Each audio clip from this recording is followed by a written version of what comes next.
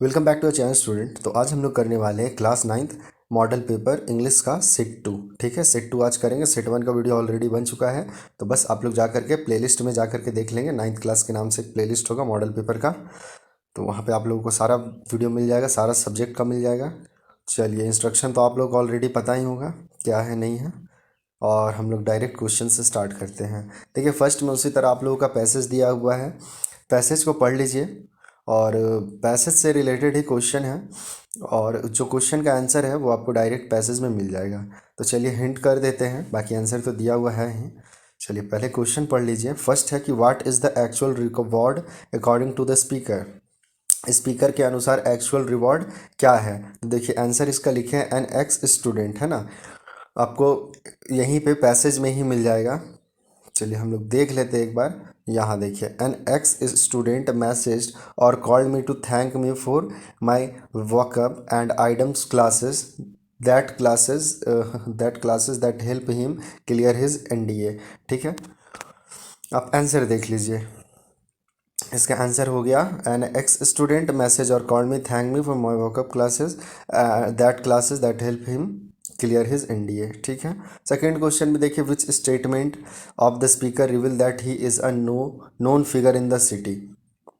तो देखिए ये भी आपका countless time author name and pics were splashed across Ranchi print media for some year. ठीक है, ये भी आपको पैसेज में ही मिल जाएगा। आप पैसेज पढ़िएगा तो देखिएगा, आपको क्लियरली मिल जाएगा। देखिए यहाँ पे है countless time my name and pics plus Ranchi print media for some year, है ना। अब आगे आ जाइए, question number third, in which way has the speaker got the award. देखिए एन एक्स स्टूडेंट मैसेज और called him to thank me for my backup and my backup and item classes that help him clear NDA, it was an award. यही है जो कि इसके लिए एक award है, एक्चुअल अवार्ड। अब आ जाइए fourth question, what were the priceless assets according to the speaker. Speaker के लिए प्राइसलेस एसेट क्या है? तो a clear conscience and self satisfaction are priceless assets, sorry assets, है ना। अब नेक्स्ट देख लेते हैं हम लोग, कंप्लीट द सेंटेंस में क्या क्या है। तो देखिए इसमें आप लोगों को मिला है क्या, I write all this as a kind of message for my यंगस्तान कलीग्स। उसके बाद आगे फिल इन द ब्लैंक्स है, फुल स्टॉप तक लिखना है। तो देखिए इसका आंसर तो यहाँ लिख दिए हैं, who hunger for credit but known. अगर आप चाहें तो पैसेज में ढूंढ सकते हैं। तो देखिए लास्ट वर्ड यंगिस्तान कलीग्स देख लीजिए आप, और पैसेज में पढ़िए, देखिए आपको आसानी से मिल जाएगा माई यंगिस्तान कलीग्स। फिर यहाँ से है ना, who hunger for credit but gets none, हो गया आपका। ये भी इजी ही है, पैसेज का क्वेश्चन ज़्यादा हार्ड नहीं है, आप लोग पढ़ करके कर सकते हैं। देखिए फिर है, for some years I was even writing a regular column. तो फिर उसी तरह आगे ब्लैंक है, तो यहाँ लिख दीजिएगा on English uses in the Hindustan Times. उसके बाद देखिए 6 नंबर क्वेश्चन है, make sentence with the words award and fame. तो अवार्ड और फेम से सेंटेंस बनाना है। तो अवार्ड से बना सकते she will present the trophy to the award winners, और फेम से बना सकते he died at the height of his fame. ठीक है, उसके बाद सुटेबल टाइटल देना है पैसेज का। तो ये आप लोगों के लिए होमवर्क है, ठीक है, ये होमवर्क है, ये होमवर्क कीजिए आप लोग, और कमेंट करके मुझे बताइए इस टाइटल मतलब इस पैसेज का आप टाइटल क्या दे सकते हैं। आपको टाइटल भी बाहर से ढूंढने का जरूरत नहीं है, जो पैसेज में है उसी में मिल जाएगा। चलिए आगे देख लीजिए, राइटिंग सेक्शन है, अटेम्प्ट एनी टू, किसी दो को करना है। ठीक है, बाकी हम लोग यहाँ सारा करेंगे। 5 मार्क्स का एक क्वेश्चन है। देखिए 8 नंबर क्वेश्चन में दे दिया है कि write a letter to your elder brother telling him how you are taking care of your health and study to do better in life. यहाँ पे आपके एल्डर ब्रदर को एक लेटर लिखना है और बोलना है कि पढ़ाई पे ध्यान दे रहे हैं, ठीक बात है, लेकिन उसके साथ साथ हेल्थ पे भी ध्यान दीजिए। बस यही आपको उससे रिलेटेड एक लेटर भेजना है। देखिए लिखिएगा, पहले तो ऊपर में जानते हैं एड्रेस लिखना है, फिर डेट लिखना है, फिर स्टार्ट कर दीजिएगा। Dear elder brother, I am very glad to know that you have got high marks in the exam. ठीक है, I am inform that you were over observed in your studies and not do not care for your health, it is not good. ठीक है, तो वही हो गया कि मुझे जानकर बहुत खुशी हुई कि तुमने अच्छा मार्क्स लाया, हाई मार्क्स लाया एग्ज़ाम में, और हम तुमको ये आपको इन्फॉर्म कर दे रहे हैं कि पढ़ाई में तो ज़्यादा ध्यान देते हो लेकिन हेल्थ पे ध्यान नहीं देते हो, जो सही नहीं है, हेल्थ पे भी ध्यान दिया कीजिए। Dear brother, you should know that only a sound body has a sound mind. Try to sleep early, जल्दी सो जाओ। Go outside for a morning walk, सुबह मॉर्निंग वॉक पे जाओ। You should have light exercise in the morning also, और हल्का फुल्का exercise भी करो सुबह में। If you keep on reading without taking any exercise your health will soon break down. तो वही, अगर सिर्फ पढ़ते रहोगे बिना एक्सरसाइज किए हुए तो बीमार पड़ जाओगे। I think you will give proper attention to my advises, और तुम्हें प्रॉपर अटेंशन देना चाहिए, जो हम तुमको एडवाइस दे रहे हैं उसको गौर से सुनना चाहिए। I am waiting for your good report from you. तो हम वेट करेंगे एक अच्छा रिपोर्ट का, विथ बेस्ट विशेस लिखने के बाद योर अफेक्शनली ABC। यहाँ चाहे तो किसी का भी मतलब अपना ही नाम लिखिएगा, नाम लिख सकते हैं, और एग्ज़ाम में चाहे तो ABC लिख सकते, कोई दिक्कत नहीं है। 9 नंबर देखिए, एक एप्लीकेशन लिखना है, हेड मास्टर के पास रिक्वेस्ट करना है कि अरेंज कीजिए बुक्स का इन the school library. School library में बुक का कमी है, अरेंज करवाइए, यही प्रिंसिपल के पास एक एप्लीकेशन देना है। तो देखिए यहाँ पे जैसे लिखिए द प्रिंसिपल, आप चाहे तो लिख सकते हैं द हेड मास्टर। स्कूल का नाम लिखिएगा, स्कूल का एड्रेस लिखिएगा, एक लाइन छोड़िएगा और डेट लिखिएगा। डेट लिख देने के बाद सब्जेक्ट लिखिएगा to arrange sufficient book in the school library. उसके बाद सर से स्टार्ट करते हैं, सर लिखने के बाद कॉमा दीजिएगा और नीचे से लिखना है respectfully I wish to state that I visited the school library to consult some reference book for my project. तो मतलब यही बता रहे कि हम स्कूल में कुछ अपना प्रोजेक्ट बनाने के लिए बुक के लिए गए थे लाइब्रेरी में। To my surprise that the librarian told me there were no reference book available. ठीक है, तो लाइब्रेरियन सरप्राइज कर देता है कि यहाँ पे कोई बुक नहीं है। The school is still in the process of buying book for the library, और स्कूल जो है प्रोसेस में है, बुक खरीद रहा है लाइब्रेरी के लिए। I also find examination related book less in the number. ठीक है, less in number, examination book भी बहुत कम है, एग्ज़ाम से रिलेटेड बुक भी बहुत कम है लाइब्रेरी में। तो sir I request you to make books available in the library, hope you will look into the matter and take prompt action in this in regard. ठीक है, ये देने के बाद यहाँ फुल स्टॉप दे देना है, कॉमा नहीं देना है। फुल स्टॉप दीजिएगा, एक लाइन छोड़िएगा, नीचे लिख दीजिएगा योर ऑबिडेंट, नेम जो भी है आपका, क्लास जो भी है आपका, रोल नंबर जो भी है आपका। उसके बाद एक पैराग्राफ लिखना है, किस चीज़ पे। हाँ, इससे पहले मैं आप लोगों को बता दूं, यानी दो चीज़ क्लियर है, सेट 1 में भी मैंने देखा, सेट 2 में भी देख लिया कि दो तरह का लेटर, एक फॉर्मल और दूसरा इनफॉर्मल। ये दोनों लेटर का आप लोग तैयारी कर लीजिए, दो आता ही है और दो आ रहा है। अगर ये दोनों लेटर बहुत बढ़िया से लीजिएगा, 10 मार्क्स आपका कहीं नहीं जाएगा, 10 मार्क्स आपको मिल जाएगा पूरा। ठीक है, अगर ये कम से कम फॉर्मेट भी सही टाइप से लिखिएगा तो मार्क्स तो आपको मिलेगा। ठीक है, इसीलिए उसमें कमी मत कीजिए, लेटर पे थोड़ा सा ध्यान दीजिएगा। 3 क्वेश्चन है, 3 में से देखिए 2 लेटर ही दे रहा है और एक पैराग्राफ दे रहा है, यानी आपका फॉर्मल इनफॉर्मल कंप्लीट है, वही दोनों कर दीजिएगा तो आपका मार्क्स मिल ही जाएगा। अब देख लेते हैं पैराग्राफ में, देखिए क्या दिया हुआ, द वैल्यू ऑफ गेम्स, और एक लिखना है sports, the value of games and sports पे लिखना है, और एक लिखना है the life in the village. ठीक है, ये दो है पैराग्राफ लिखने के लिए, दोनों में से किसी एक पे लिख सकते हैं। चलिए, आप लोगों के लिए मैंने दोनों का सॉल्यूशन दिया हूँ, दोनों बनाया हूँ, देख लीजिए। वैल्यू ऑफ गेम में पहले, games and sports are an integral part of education. ठीक है, मतलब क्या बोलेंगे, खेल कूद जो है शिक्षा का एक अभिन्न अंग है। They ensure good health and build fine physique, they develop the healthy attitude toward life. In the past there was not much attention paid to games and sports, but now their importance has been recognized। तो पहले है जो कि games का उतना value नहीं था, sports का उतना वैल्यू नहीं दिया जाता था, लेकिन आज दिया जाता है।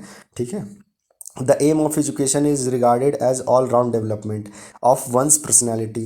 तो एम क्या होता है एजुकेशन का, कि सब कुछ डेवलपमेंट होना चाहिए, एक बच्चा के अंदर, एक स्टूडेंट के अंदर या एक आदमी के अंदर हर तरह का विकास हो, कह सकते हैं सर्वांगीण विकास हो। ठीक है, तो our aim of education is to build character, to impart moral instruction and inculcate certain trade that help a person in leading a responsible life. ठीक है, but games too have an important role to play in their development. तो game का भी important role है। Motivation, hard work, perseverance, determination are some of the quality that are essential for success in one life. तो games क्या करता है, games make a person active and smart बनाता है, his mind gains vigour and freshness, ताजगी मिलता है आदमी के दिमाग को। He become more active in all activities of life, और आदमी जो है बहुत ज़्यादा एक्टिव हो जाता है सारा एक्टिविटी में। उसके बाद आ जाइए आपका विलेज वाला भी देख लीजिए, लाइफ ऑफ विलेज। तो life in the village area is enjoyable and peaceful, है ना। जो लोग गांव में रहते होंगे उन्हें तो पता ही होगा क्या गांव में रहना बहुत मज़ेदार होता है, गांव में रहने में बहुत मज़ा भी आता है और शांत भी लगता है, पीसफुल होता है। जैसे मैं भी हूँ तो एकदम पीसफुल है, शांत है, कोई शोर शराबा नहीं है। Village have a natural beauty to them and they are simple yet beautiful. तो विलेज एक नेचुरल ब्यूटी देता है और बहुत ही सिंपल और ब्यूटीफुल होता है। Villagers mostly go to the field to earn a living. ठीक है, विलेजर्स जो गांव के लोग हैं वो खेत में काम करते हैं पैसा उससे कमाने के लिए। Villager are hard working. तो अगर सबसे ज़्यादा हार्ड वर्किंग का बात किया जाए तो विलेजर ही होते हैं। And their day start earlier than the people from the city. और उन लोगों का दिन जो है वो शुरुआत होता है शहर के लोगों से भी पहले, एकदम सुबह सुबह उन लोग उठ जाते हैं, 4 बजे ही उठ जाते हैं। They work hard in field all day, और दिन भर वो सारा दिन वो फील्ड में खेतों में काम करते हैं। The village life is all about living a simple life while growing the nation crop.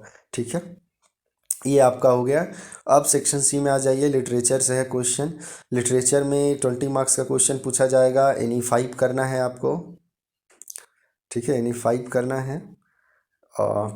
उसके बाद अच्छा, सेक्शन पूरा जो लिटरेचर का है वो 20 मार्क्स का है।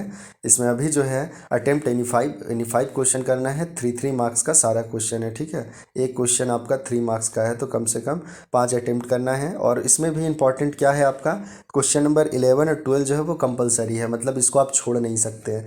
इसके अलावा कोई दूसरा छोड़िएगा चलेगा, इसको नहीं छोड़ना है। चलिए, तो एक एक्सट्रैक्ट दिया हुआ है पोएम का, पढ़ लीजिएगा।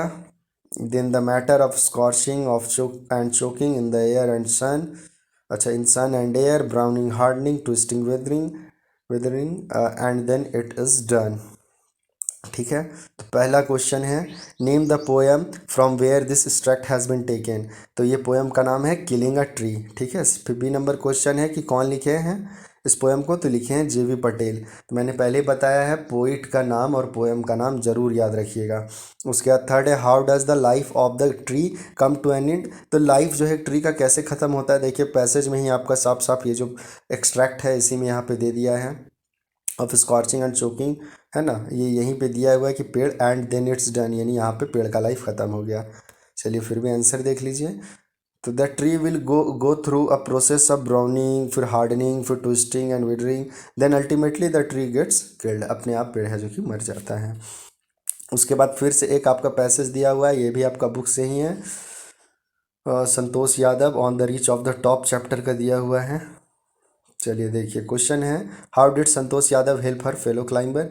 अपने और भी जो उसके क्लाइंबर थे उन लोगों को कैसे हेल्प करती है। तो संतोष यादव जो है, अच्छा ये ए नहीं होगा, संतोष यादव, अच्छा नहीं है यादव तो आप ऐड कर दीजिए, कोई दिक्कत नहीं है। Santosh help her fellow climber Mohan Singh, she help him by sharing her oxygen with him. तो वो अपना ऑक्सीजन शेयर करती है अपने फेलो क्लाइंबर मोहन सिंह के साथ। उसके बाद what did it say about Santosh Yadav. तो संतोष यादव वाज डिटरमाइंड, बहुत ही डिटरमाइंड थी, कंसिडरेट थी, पोलाइट थी और हार्ड वर्किंग भी है ना। ये लोग संतोष यादव के बारे में बोलते हैं। उसके बाद choose the same word from destiny in the from the passage. तो डेस्टिनी, डेस्टिनी का मतलब होता है किस्मत। तो पैसेज में आप देखिएगा फेट दिया हुआ है। ठीक है, अगर देखना चाहते तो यहीं देख लीजिए, आपको ज़्यादा दूर जाने का जरूरत नहीं। Fate with the same fate, तो ये फेट का मतलब ही डेस्टिनी होता है, किस्मत होता है, तो ये लिख लेना है। ठीक है, अब 30 नंबर क्वेश्चन है, how does the poet suggest that all people on earth are the same. मैं किस तरह से पोइट सजेस्ट करते हैं कि धरती पे जितने भी लोग हैं सारे सेम हैं। तो देखिए पिप कैसे सजेस्ट करते हैं, the poet suggest that all people on the earth are the same as of us breathe and live in the same way when we will die, we will be buried under the same earth, all share the air, water and warmth of the sun equally to survive. Each one of us prosper at the time of peace and suffer when there is a war. ठीक है, सारे लोग धरती पे same हैं क्योंकि जैसे कोई और सांस लेता है वैसे हम भी सांस लेते हैं। हम लोग भी मरने बाद ज़मीन में दफना दिए जाते हैं। हम लोगों के लिए भी वही हवा, वही पानी, वही सूरज का गर्मी सब कुछ है। ठीक है, जैसे फिर वॉर में सरवाइव करते हैं दूसरे लोग, वैसे हम लोगों भी करते हैं। तो इस तरह से हम लोग सब सेम हैं। अब नेक्स्ट है कि what is the meaning of bleeding bark, what make its bleed. Bleeding bark वो वही चैप्टर जो on the killing of tree से ही है क्वेश्चन। तो ब्लीडिंग बार्क मीन्स होता है द ट्विंग्स विच आर कट मर्सिलेसली, ठीक है, बिना दया का जो हम लोग पेड़ को काट देते हैं। तो they have a liquid substance, तो वहाँ से एक लिक्विड पानी के जैसा कुछ निकलता है हल्का सा। If any part of the human body is cut it start bleeding, जैसे हम लोगों का शरीर का कोई अंग कटता है तो खून निकलता है, तो उसी तरह इन द सेम वे, उसी तरह the liquid substance come out from the branch of a tree, human being axes make it bleed, ठीक है। तो उसी तरह जो पेड़ के भी ब्रांच से निकलता है उसे कहते हैं ब्लीडिंग बार्क, और ये ह्यूमन बीइंग के द्वारा एक्स कुल्हाड़ी से पेड़ों को काटने के कारण होता है। अब आ जाइए नेक्स्ट। देखिए 15 नंबर क्वेश्चन है आपका, what show Santosh Yadav concern for environment. तो मतलब क्या है ऐसा जिससे पता चलता है संतोष यादव जो है काफ़ी मतलब इन्वायरमेंटलिस्ट थी, इन्वायरमेंट से उनको प्रेम था, क्या लगाव था। तो देखिए Santosh was a fervent environmentalist, her concern for the environment is evident from the fact that she collected and brought down 500 kilogram of garbage from the Himalayas, ठीक है। तो वो हिमालय से 500 किलो गार्बेज यानी कचरा लेकर के ऊपर से नीचे आई थी, तो इससे पता चलता है वो काफ़ी इन्वायरमेंटलिस्ट थी, उनको नेचर से पर्यावरण से काफ़ी प्यार था। 16 नंबर क्वेश्चन है, how did Abdul Kalam earn his first wage, यानी अब्दुल कलाम अपना पहला इनकम जो करते हैं वेज यानी मजदूरी उनको कैसे मिलता है। तो देखिए उनके जो his cousin Shamsuddin distributed newspapers, the train would not stop at Rameshwaram and the bundle of newspaper were down from the running train, ठीक है। तो Abdul was employed by his cousin to collect them, this way he earned his first wage। तो देखिए अब्दुल कलाम के जो cousin थे शमशुद्दीन वो paper बेचने का काम करते थे। तो आपको पता होगा कि रामेश्वरम के पास वहाँ ट्रेन रही रुकता था, तो पेपर वो ऊपर से ही ट्रेन से ही चलते ट्रेन में फेंक दिया जाता था और नीचे कलेक्ट किया जाता था। तो इसी तरह से उनको अब्दुल कलाम को फर्स्ट अर्निंग हुआ, वो फर्स्ट पैसा कमाए। उसके बाद question, what has the super cyclone wrecked in the life of the people of Orissa. Orissa में जो सुपर साइक्लोन आया था तो वो लोगों के जीवन को कैसे प्रभावित किया। तो देखिए the super cyclone devastated everything in Orissa, house were destroyed, people lost their families belonging and source of sustenances, ठीक है, सस्टेंसेंस। चलिए उसके बाद आ जाइए आप, आगे है अटेम्प्ट एनीवन, कोई एक क्वेश्चन का करना है आंसर, ये होता है आपका सप्लीमेंट्री बुक से है। क्वेश्चन क्या है, how does the guru manage to save his disciples, कैसे गुरु अपने डिसिपल्स को यानी चेला को बचाए थे। तो देखिए, तो the guru tries to confuse the king by expressing that he wants to be execute first, ठीक है। On asking by the king he reply that the person who will be execute first only the holistic will take the rebirth as a king, ठीक है, ये हो जाएगा। अब आ जाइए 19 नंबर में जो क्वेश्चन है कि जॉनसी का कैरेक्टरिस्टिक्स बताना है, right the character sketch of Johnsy in the story last leaf. Characteristic sketch का भी क्वेश्चन को जरूर पढ़िएगा, आपका ये 5 मार्क्स वाला में सप्लीमेंट्री बुक से देता है, ठीक है। सप्लीमेंट्री बुक से ही कैरेक्टर स्केच का रहता है, यानी सप्लीमेंट्री बुक आपका कौन सा है, जो मूवमेंट बुक है उससे आपका ये क्वेश्चन रहता है कैरेक्टरिस्टिक स्केच का। तो देखिए इसका लिखना है आप लोग कैसे, Johnsy is a young women who come to New York from California to become an artist, ठीक है। फिर she has an artistic mind and is pretty much adventurous. फिर लिख सकते हैं, but after becoming ill she lost all of his hope initially and does not have much strength to fight off the weakness she feels after getting ill, ठीक है, इस तरह वो बीमार पड़ जाती है। तो ये है जॉनसी का कैरेक्टर स्केच, ठीक है। तो आपका ये इंग्लिश का हो गया है कंप्लीट सेट 2, और इसके बाद नेक्स्ट देखते हैं किस चीज़ का मॉडल पेपर है उसको करेंगे। बाकी वीडियो अच्छा लगा है तो वीडियो को लाइक ज़रूर करें और अपने फ्रेंड लोगों के पास भी वीडियो को शेयर करें, और अब तक आप लोग चैनल को सब्सक्राइब नहीं किए हैं तो चैनल को सब्सक्राइब कर दें। फिर मिलते हैं हम लोग नेक्स्ट वीडियो में, तब तक के लिए बाय, टेक केयर।